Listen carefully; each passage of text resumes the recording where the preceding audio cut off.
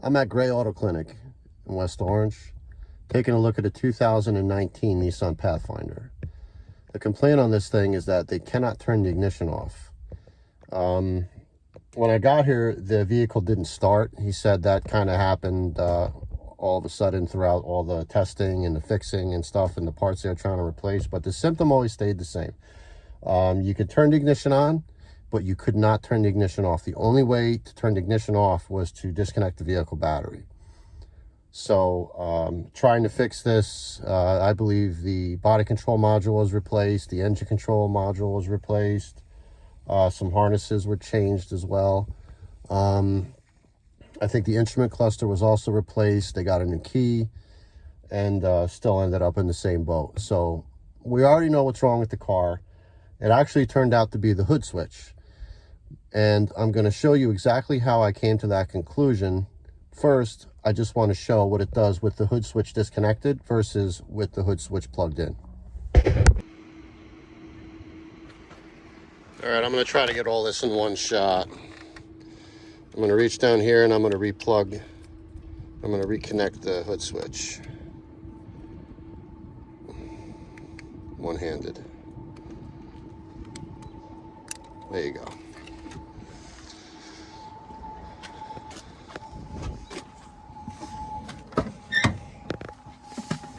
Okay.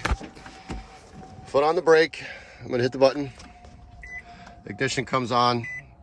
No crank. You got an I-key system error fault. All right. I'm gonna let go of the brake. I'm gonna hit the button again.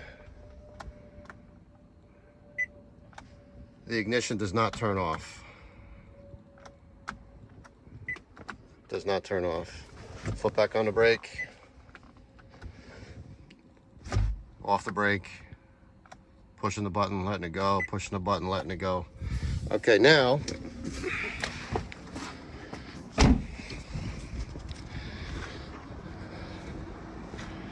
going to disconnect the hood switch.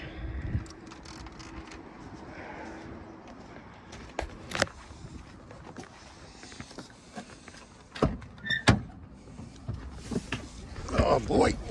Okay. I'm gonna get cozy. I'm not on the brake. I'm gonna hit the button. Ignition shuts right off. Put my foot on the brake, hit the button. Car starts right up. My foot's off the brake now. I'm gonna hit the button. Car shuts off. Both those videos were filmed in January of last year. It is currently, hang on, August 23rd, 2025. What prompted me to put these videos together and post this thing was a video I just saw on Royalty Auto Services YouTube channel. It was a 2020 Nissan Murano. Exact same problem, exact same symptom. I mean, not exact same symptom, actually. I think the vehicle he had, the ignition would shut off for about 2 seconds and then just cut right back on again. This thing, no matter how many times you hit that button, that ignition would not shut off, period.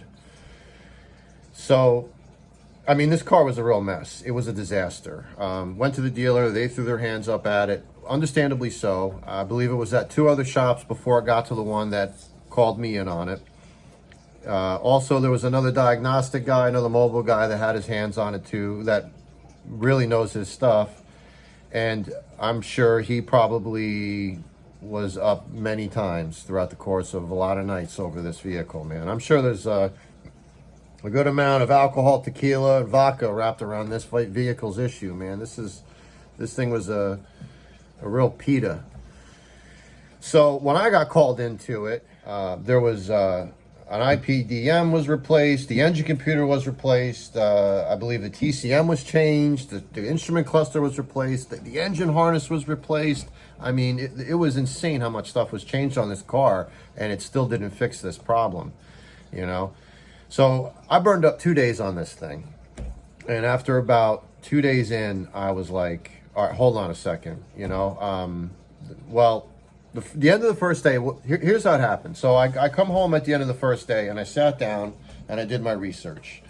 and I familiarized myself with the circuit, ignition one, what's involved with turning ignition one off, and things like that. And we're seeing everything that we absolutely do need to see to turn the ignition one relay off. So I kind of drew a circle around the IPDM. That's just the way I went about it. So I'm looking at the IPDM and I'm thinking to myself, okay, IPDM, inputs and outputs, powers and grounds, they're all there and accounted for, all the way to the pin, all the way to the terminal, not questioning that stuff, thinking about inputs and outputs. And I step back, I'm looking at the car, and I go, hey, this vehicle was in front of the vehicle, and I saw that they did a bumper, they did a rad support, and they did a hood switch, and they did some things. And I stepped over to the car, and I looked down, and I saw that the little, not the connector itself, the hood switch was plugged in, but the little clip that clips it into the rad support that keeps it from flopping around was broken, and it was just kind of hanging there. And I looked and saw that the hood switch was brand new. So I go, I don't know. Honestly, I couldn't tell you what made me do it. Maybe it's just general curiosity. I just reached down and unplugged the thing, sat in the car, and the ignition shut off. I hit the button again, the car fired up and ran. I didn't know what to think.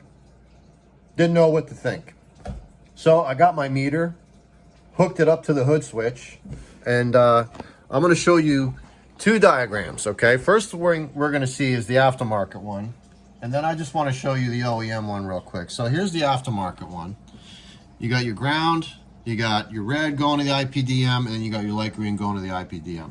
The OEM one, carbon copy, but in their own way, right? So I'm not going to look at that. We're going to show you this one just to keep things easy. So when the vehicle was failing, when the vehicle was not starting and it was not shutting off, there was 10-9 on these two wires, only when you hit the button, right? When you wanted the car to do something, when you wanted it to start and you wanted it to shut off, both of these guys went to 10-9. When the vehicle was not failing, you had 12-4 or 12-5, whatever it was here, and 0 volts down here. So when the vehicle was failing, again, we had 10-9 on these two wires. To me, that's suggesting an internal short in the hood switch. Now, listen, I didn't make this thing. I don't honestly know what's going on inside this IPDM. You know, the lesson on this thing for me was inputs and outputs, right? That's the lesson, was be suspicious of what that module is getting back from the things it's sending power to, right? The things it's sending voltage out to. That's a lesson I learned hard from European and Asian cars, and domestics, we all know about that stuff. But this one in particular, I think this is a great illustration of Keith Perkins, things that I don't know that I don't know. You know what I mean? Fantastic stuff here. I couldn't wait to get this video up after I saw Sherwood's video. You know, this is some solid information, and I'm glad to be a part of this community. I'm glad to be able to kind of, you know, get this stuff out there. But for me, at the end of the day, it's about being in love with what you do. And, you know, once it gets personal, because this one definitely got personal, you know, once it gets personal, the feeling of finding that problem, the feeling of disconnecting the hood switch, and that your heart dropping into your butt, man, that's, nothing can replicate that, you know, and that's why I do what I do. So hopefully you got something out of this. And again, like I said, it just reinforces the scientific method, you know, following a process. Because I'll tell you right now, the first day I burned up on this car, I found myself fumbling. You know what I'm saying? I'm looking at all the parts that were changed, and I'm seeing all the people. You could see how many guys are in there and changing stuff and testing wires and all that. And I got intimidated, you know, and I said, man, I don't know. I'm kind of darting around. I'm not making sense of my process. And the next day I went home, I hit the reset button, like my mentor, John Anello, says, to go home and reset. You know, you lose the battle, but you don't lose the war. And thank God I won the war on this one, man. And again, thank you for following this video through if you have, and hopefully you got something out of it.